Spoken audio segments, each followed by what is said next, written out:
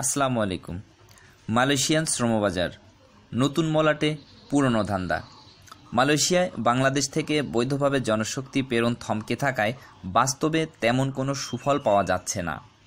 কবে খুলবে এই বন্ধ দুয়ার তা দেশটির সরকার ছাড়া আর কেউই জানে না। মাহাথির মোহাম্মদের বর্তমান সরকার মালয়েশিয়ার উন্নয়নে কাজ করবেন, এতে কোনো সন্দেহ নেই। দেশটির অর্থনৈতিক উন্নয়নে বাংলাদেশিদের ভূমিকা ছিল অনস্বীকার্য। এখনও মালয়েশিয়ায় বাংলাদেশি কর্মীদের প্রচুর কদর রয়েছে। প্রফেশনাল ভিসা করে দেওয়ার নামে নতুন মলাটে পুরাতন ধান্দা শুরু করেছে অসাধু চক্র। আর এই অসাধু চক্রের বিভিন্ন জনের কাছে টাকা ও পাসপোর্ট দিয়ে সাধারণ মানুষ হয়রানির শিকার হওয়ার অভিযোগ উঠেছে অনেক। মালয়েশিয়া সরকার সম্প্রতি প্রফেশনাল ভিসার কাজ করতে আসা কর্মীদের সর্বোচ্চ 12 মাস অর্থাৎ 1 বছরের জন্য ভিসা দেবে। এরপর কোম্পানি ইচ্ছা করলে কর্মীর ভিসার মেয়াদ বৃদ্ধির জন্য আবেদন করতে পারবে। আবেদন এক্সপেরিয়েন্ট সার্ভিস ডিভিশন অনলাইনের মাধ্যমে করতে হবে। গত 15 জানুয়ারি 2019 থেকে এ নিয়ম কার্যকর করেছে। এছাড়া প্রশিক্ষণের জন্য বিদেশি ছাত্রদের 6 মাসের জন্য ভিসা দেবে এবং ভিসার মেয়াদ বৃদ্ধি করবে না। Food and beverage, restaurant, cafe, convention সেন্টারে ছাত্রদের প্রশিক্ষণের জন্য উপযুক্ত নয়। এসব শর্ত পূরণ না হলে ভিসা ইস্যু করবে না। বৈধ পথে শ্রম রপ্তানি থমকে থাকায় ধান্দাবাজরা সাধারণ মানুষদের কাবু করে টাকা হাতিয়ে নিয়ে আসছে।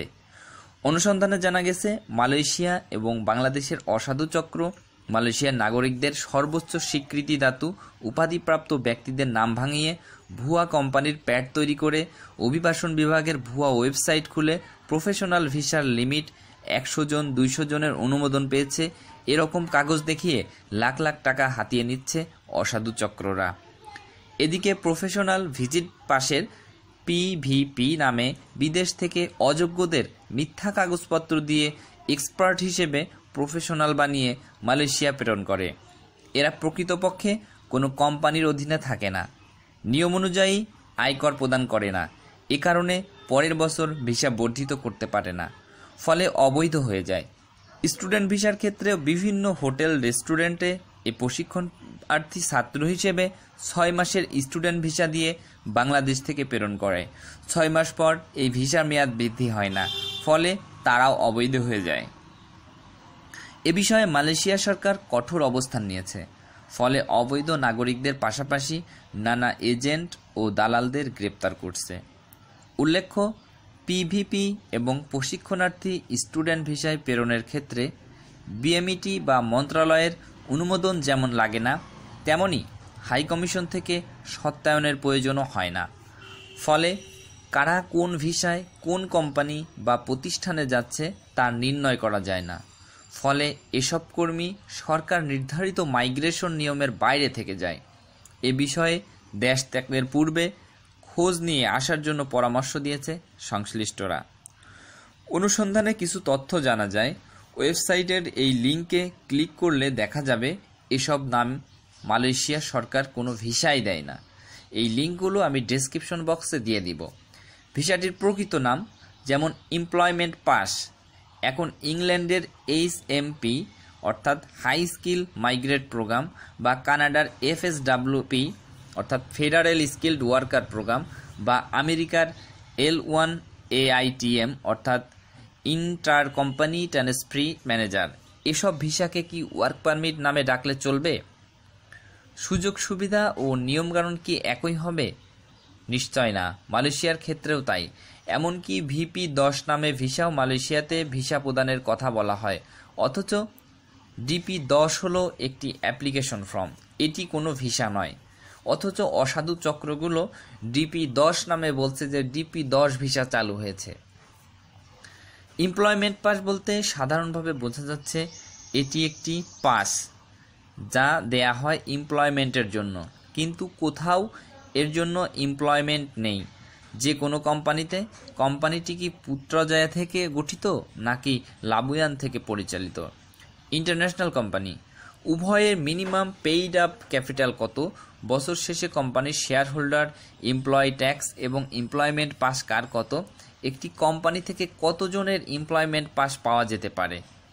দুর্ভাগ্য হলেও সত্য যে কিছু অসাধু ব্যবসায়ী কতিপয় অনলাইন নিউজ পোর্টাল ও সামাজিক যোগাযোগ মাধ্যম ব্যবহার করে মানুষকে বিভ্রান্ত করছে, ভুল ও অসত্য তথ্য সরবরাহ করছে। আমাদের সবার উচিত মানুষকে সঠিক ইনফরমেশনের জন্য সরকারি ওয়েবসাইট দেখাতে অনুপ্রাণিত করা। মালয়েশিয়া ইমিগ্রেশন বিষয়ক যাবতীয় সরকারি সংস্থার অ্যাড্রেস আমি ডেসক্রিপশন বক্সে দিয়ে দিব। আপনাদের সুবিধার্থে আপনারা যে কোনো তথ্য সেখান থেকে নিতে পারবেন।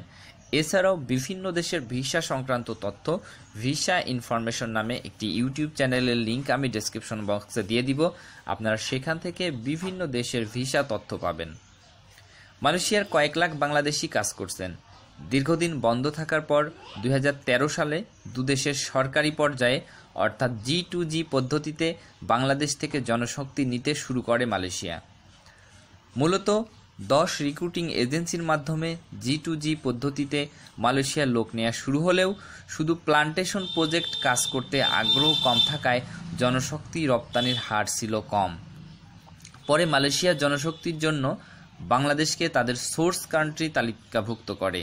ফলে সেবা, উৎপাদন, নির্মাণ সহ অন্যান্য খাতেও বাংলাদেশি কর্মী নেয়ার সুযোগ সৃষ্টি হয়। এই সুযোগ কাজে লাগিয়ে বাংলাদেশের শ্রমশক্তি রপ্তানির সঙ্গে যুক্ত কিছু সুযোগ সন্ধানী এজেন্সি মালয়েশিয়ার ঊর্ধ্বতন কর্মকর্তাদের সহযোগিতায় নিয়ম বহির্ভূতভাবে বাড়তি অর্থ আদায় করে কর্মী পাঠানো শুরু করে। প্রকৃত অর্থে মালয়েশিয়ার স্বপ্নদ্রষ্টা, উন্নয়নের স্থপতি জনগণের ম্যান্ডেট নিয়ে ক্ষমতায় না আসলে হয়তো মালয়েশিয়ার কর্মী পাঠানোর ক্ষেত্রে সরকারি মদনপুষ্ট আদম ব্যবসায়ীদের রাহুগ্রাস বন্ধ হতো না। ক্ষমতাচ্যুত সাবেক সরকারের সময় বাংলাদেশ সরকারের তরফে সব এজেন্সিকে লোক প্রেরণের ক্ষেত্রে সুযোগ দেওয়ার জন্য অনুরোধ করা হলেও কোনো প্রকার ব্যবস্থা নেওয়া হয়নি। উল্টো 10 কোম্পানির সুযোগ সুবিধাকে বেশি করে প্রাধান্য দেওয়া হয়েছে। ফলে 40,000 টাকার এগেনস্টে 3 থেকে 4 লক্ষ টাকা পর্যন্ত আদায় করে ভাগবাটোয়ারা করা হয়েছে। নাম প্রকাশে অনিচ্ছুক এক নেতা আক্ষেপ করে বলেন, মিথ্যা পরিচয়ে অযোগ্য লোক প্রেরণের ফলে এরা যেমন প্রতারণার শিকার হচ্ছে, অবৈধ হচ্ছে, তেমনি বাংলাদেশ ও বাংলাদেশ কমিউনিটির দুর্নাম হচ্ছে। বাংলাদেশ সরকারের আইনে বাস্তবায়নের জন্য অনুরোধ করেন এই কমিউনিটির নেতা। বিশ্লেষকরা বলেছেন, দেশের সমৃদ্ধির জন্য প্রবাসী আয় একটি সম্ভাবনাময় খাত। প্রতি বছরই প্রবাসীদের পাঠানো রেমিটেন্স দেশে আসে। বর্তমানে বিভিন্ন দেশে কর্মরত আছেন 1 কোটিরও বেশি। প্রতি বছরই দেশে নতুন করে প্রায় 20 লাখ কর্মক্ষম জনশক্তি যুক্ত হচ্ছে। যে হারে জনশক্তি যুক্ত হচ্ছে সে হারে দেশে কর্মসংস্থানের সুযোগ সৃষ্টি হচ্ছে না। ফলে বেকারের হার প্রতিনিয়তই বাড়ছে। সরকারি কিংবা বেসরকারি যে খাতই হোক, এদেশের বেকাররা কাজ করে বাঁচতে চায়, কিন্তু সে আকাঙ্ক্ষা বেশিরভাগ পূরণ না হওয়ায় পরিবার ও দেশের মায়া ত্যাগ করে বিদেশে পাড়ি দিতে মরিয়া হয়ে উঠেছে যুব সমাজ। এ অবস্থায় সরকারি উদ্যোগে বাংলাদেশি শ্রমিকদের বিদেশে পাঠাতে পারলে দেশের অর্থনীতির চাকা আরও সচল হবে। মালয়েশিয়ার শ্রমিক রফতানি বাড়ানো গেলে এ আয়ও বাড়ানো যাবে। এজন্য সরকার মালয়েশিয়ার সরকারের সঙ্গে কূটনৈতিক তৎপরতা বৃদ্ধি করে কর্মী প্রেরণে দ্রুত কার্যকরী ব্যবস্থা গ্রহণ করবেন, এটাই কর্মমুখী মানুষের প্রত্যাশা। কিন্তু মানুষ প্রত্যাশা করে থাকছে, কিন্তু মানুষের এই প্রত্যাশাগুলো কতটুকু বাস্তবে রূপান্তরিত হবে এটা কিন্তু নির্ধারণ করবেন যে মালয়েশিয়ান যে বাংলাদেশি হাই কমিশনের যে সকল ব্যক্তিরা দায়িত্বপ্রাপ্ত রয়েছেন, কর্মরত রয়েছেন, তাদের কথার মাধ্যমে, তাদের কাজের মাধ্যমে। কিন্তু বর্তমানে তারা কি করছেন? বর্তমানে কিন্তু তারা শুধু চেয়ে আছেন। প্রচুর অবৈধ এবং বৈধ সকল কর্মী কিন্তু মালয়েশিয়াতে বিপদগ্রস্ত। তাদের এই বিপদে তারা কিন্তু সবসময়ের জন্য চেয়ে থাকেন বাংলাদেশের নিযুক্ত যে হাই কমিশন আছে সেই হাই কমিশনের দিকে, কিন্তু সেখান থেকে কোনো ধরনের কোনো আশার বাণী, কোনো ধরনের কোনো আশার আলো কিন্তু তারা খুঁজে পাচ্ছে না। এমনকি যদি হাই কমিশন কাজ করে থাকে তাহলে কিন্তু প্রতিনিয়তই হাই কমিশন থেকে নোটিশ আসবে, নিউজ আসবে যে তারা এই ধরনের কাজ করছে, বৈধদেরকে এবং অবৈধদেরকে সুবিধা দেওয়ার জন্য তারা এই কাজগুলো করছে। কিন্তু আমরা বর্তমানে তাদের কিন্তু কোনো কাজই চোখে দেখতে পারছি না।